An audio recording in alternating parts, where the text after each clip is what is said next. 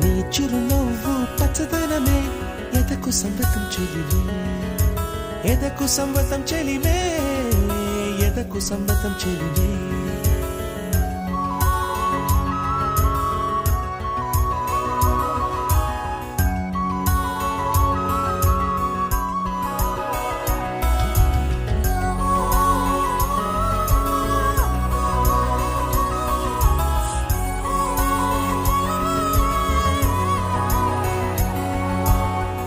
చిలకమ్మ ఎర్ర ముక్కులే పిల్లవాకు పూవె పూసిన ఎర్ర రోజా పూత గులాబీ పసిపాదం అలజిలుగు పచ్చ కొండ బంతి గోరంత పచ్చ పచ్చ పచ్చ పచ్చ మసకే పడితే మరకత వర్ణం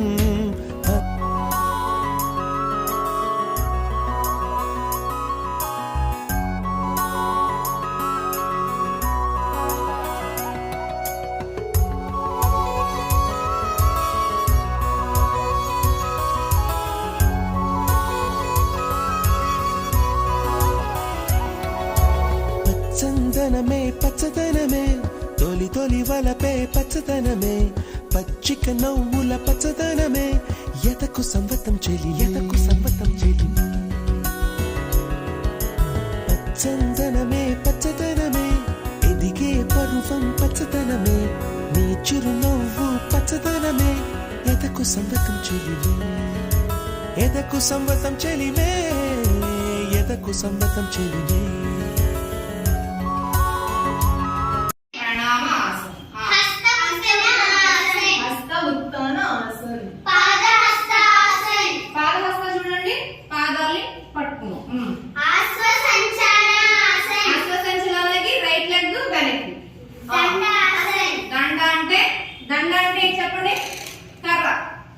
కదా స్ట్రైట్ గా ఇట్లా దండ అష్టాంగ నమస్కారం 8 బాడీ పార్ట్స్ భుజంగం అంటే ఏంటి చెప్పండి పాము చూడండి ఎట్లా తల లేపుతుందో పర్వతం అశ్వ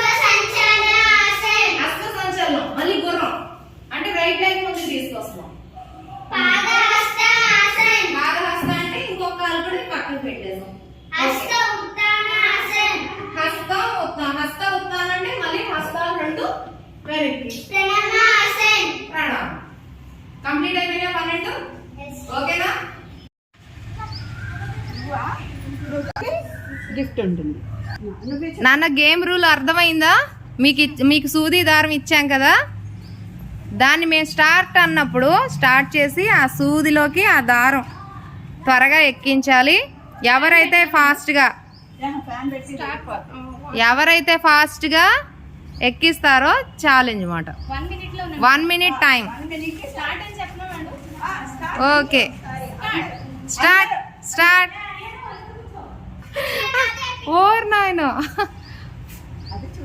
సెకండ్స్ ఏది ఎవరెవరు హ్యాండ్స్ అయిపోయిన వాళ్ళు హ్యాండ్స్ ముగ్గురు 20 సెకండ్స్ లో చేశారు అబ్బా అయిపోయిందా నీది కూడా అయిపోయిందా good Aaradhya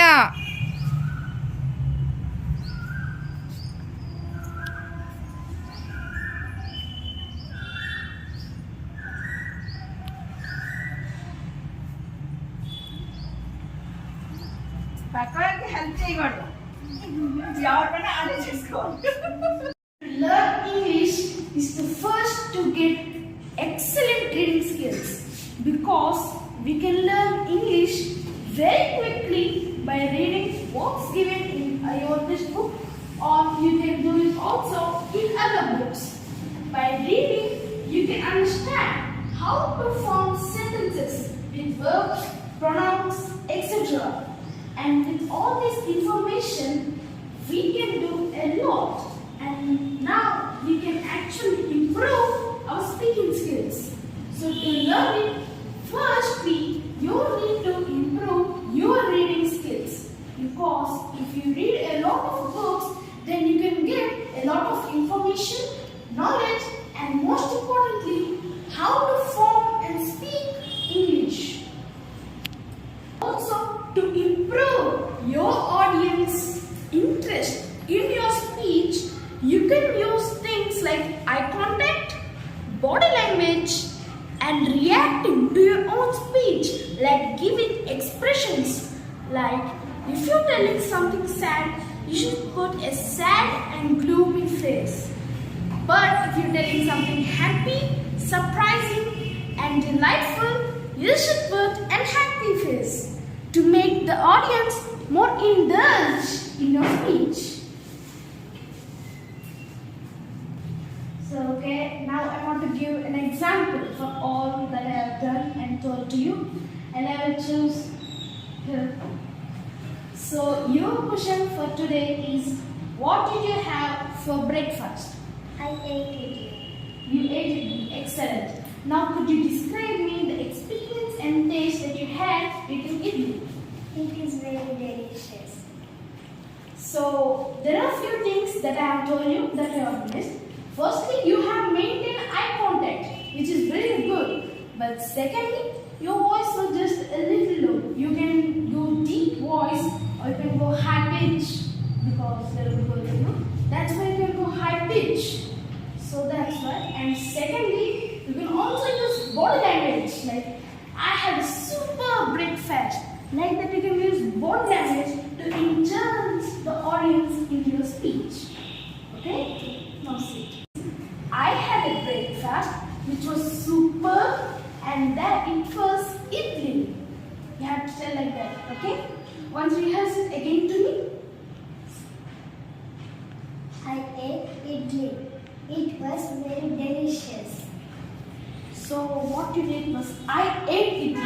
I ate idli. Those three words should be having only one answer. I ate idli. It was super. I ate idli. It was super. I ate idli. It was delicious. Perfect. Now sit here.